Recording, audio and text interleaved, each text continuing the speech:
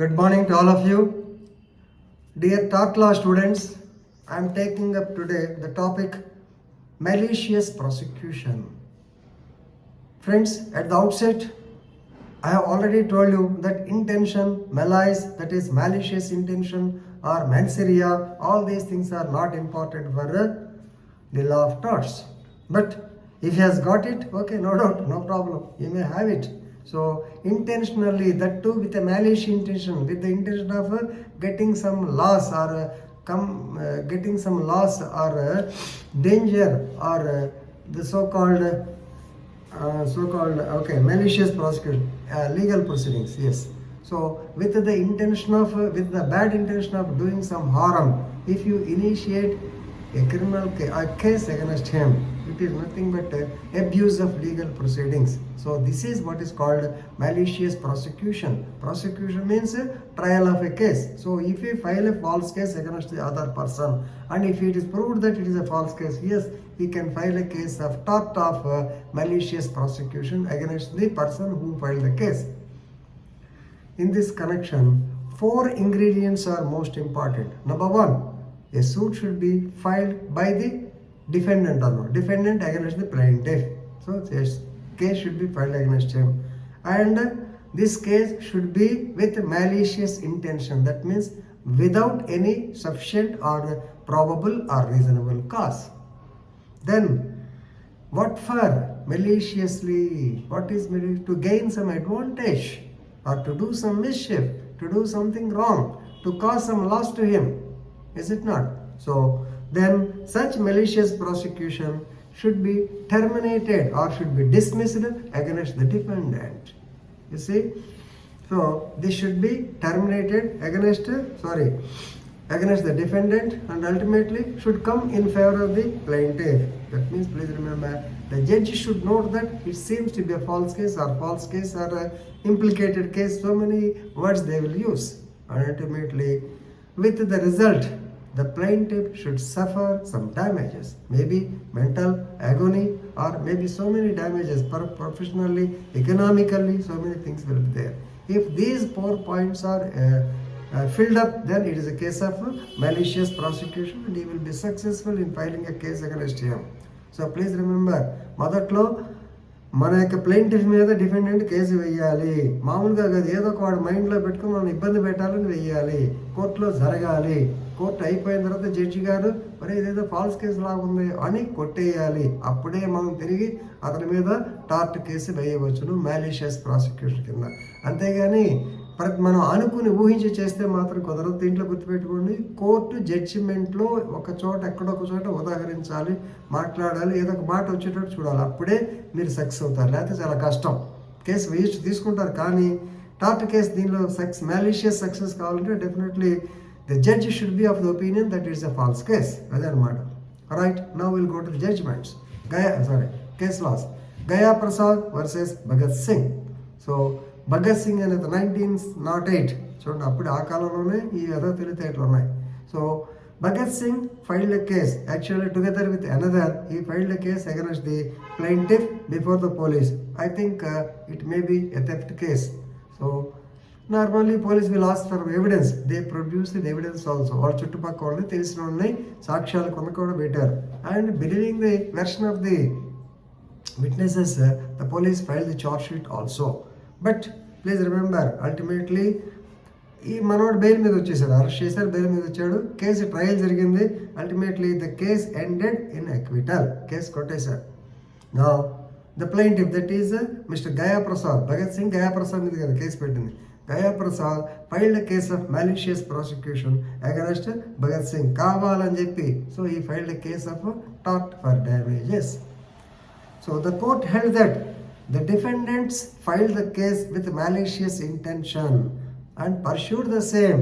Case waiting, they prosecuted the same.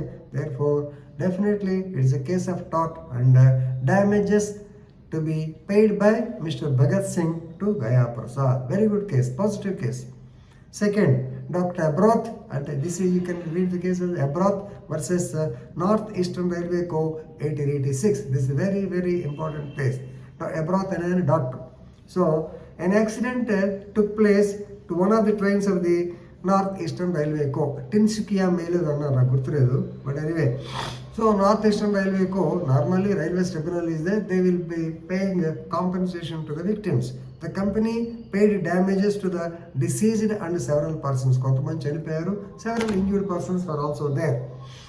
And in this connection mister X, ఒక అతను, ఈ అబ్రాత్ కాదండి, ఎక్స్ అనే అతను, he claimed that he received so many injuries and he got compensation from the company, from the railways. But they got a doubt because lot of people are coming, they are showing the certificate, they say that they received injuries, but general inquiry lo vellu kaadu, అనుమానం వచ్చి the railways employed their own detectives who ultimately decided or investigated and came to the fact that the people, the claimants who are getting compensation from the railway, they are, some of them, they got fake certificates, fake wound certificates with the artificial injuries made by Dr. Abrath. మనవాడి ఘనకార్యం doctor గారు, ఇతను artificial injuries చేసి, artificial injuries ఏముంది, ఇక్కడ దెబ్బ ఉన్నా లేకపోతే రాస్తాడు, లేదా ఆల్రెడీ మీకు చెప్పాను మన జీడిది రాసుకుంటే ఆటోమేటిక్ మచ్చబడిపోద్ది, సో అలా పెట్టాడని చెప్పి. So they came to the conclusion. Now the railways filed a case of the so-called malicious prosecution, case of cheating. But of course they could not prove it, or since the prosecution is not able to prove the case of cheating against the Dr. Abrath, it ended in acquittal. నా మీద case పెడతారా అని doctor అబ్రాత్ filed case of malicious prosecution, but the court did not agree. ఎందుకని? The House of Lords held that the defendant has taken reasonable care to relieve the two facts. అందుకని మీకు ఎప్పుడు చెప్తుంటాను, చుండూరు కేసు కొట్టేశారని చెప్పి చుండూరులో మర్డర్ జరగలేదా? You are not able to prove the case beyond all reasonable doubt. అందుకని so even though they have taken so many precautions and care, but of course the case ended in acquittal. So kabatti the railways firmly believed that the information received by them against Dr. Abrath was reliable. So he is the case, that is railways are not liable to pay compensation because ikkada malicious intention లేదు. వీడు చేశాడు కాబట్టి వాళ్ళకి information ఉంది కాబట్టి దాని మీద case పెట్టారు. కేసు నిలబడుతుందా లేదా అనేది వేరే సంగతి. థర్డ్ కేస్, అబ్దుల్ మజీద్ వర్సెస్ హర్బన్స్ చౌబే, 1974. సో అబ్దుల్ మజీద్ అనే అతని మీద పోలీసులు యాక్చువల్గా 412, that is receiving stolen property in dacoity case అనేటువంటిది కేసు పెట్టారు. కేసు పెట్టి ఇతని దగ్గర ప్రాపర్టీ కూడా చూపించారు. దీన్ని హంసూలి అని రాశాడు, HANSULI, అంటే some gold ornament, wearing ornament, jewellery type. ఇతని దగ్గర రికవరీ కూడా చేశారు. చేసిన తర్వాత during the course of the so called trial, it came to light that SHO, that is the police officer concerned, so he concocted the case or he conspired with the defendant, that is Harbans Choubey. వాడు వీడి మీద కోపంతో వీడి దొంగతనం చేశాడని property case పెట్టారనమాట. So ఇది court has come to know the so called conspiracy. The court held that the defendant was guilty of malicious prosecution. కావాలని కేసు పెట్టారు కాబట్టి ఖచ్చితంగా Harbans Choubey should pay compensation to our Abdul Majeed మీద ముందు కేసు పెట్టారు. అది కరెక్ట్ కాదని తెలిసింది. జడ్జి గారు కూడా రాశారు కాబట్టి పోలీసు మీద వేస్తే police they have to pay compensation. Fourth case, Satyakam versus Dallu, 1983. So Satyakam అని ఆయన అడ్వకేట్, డల్లు అని ఆయన్ని ఒక కేసులో పెట్టుకున్నాడు. పెట్టుకున్న తర్వాత ఇక్కడ వచ్చిన బాధ ఏంటి, అందుకని మీకు ప్రొఫెషనల్ ఎథిక్స్లో చెప్తాను.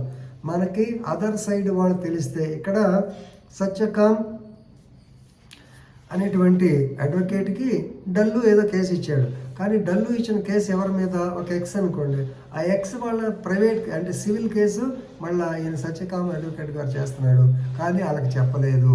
On one day it's so happened that dull అని ఆయన సత్యకామ్ దగ్గర తన ఆపోజిట్ గ్రూప్ వాళ్ళని చూశారు. యాక్చువల్గా వాళ్ళు దేనికి వచ్చారు, సివిల్ కేసులో మాట్లాడడానికి వచ్చారు. And he got a doubt and he filed a petition before the bar council.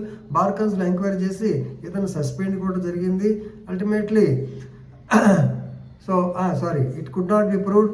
Ultimately prove కాలేదు కాబట్టి సత్యకామ్ అనే నా మీద అన్యాయంగా కేసు పెట్టావు, malicious prosecution అని చెప్పి అతని మీద టార్ట్లా వేశాడు. వేస్తే the court held that there was sufficient and reasonable cause.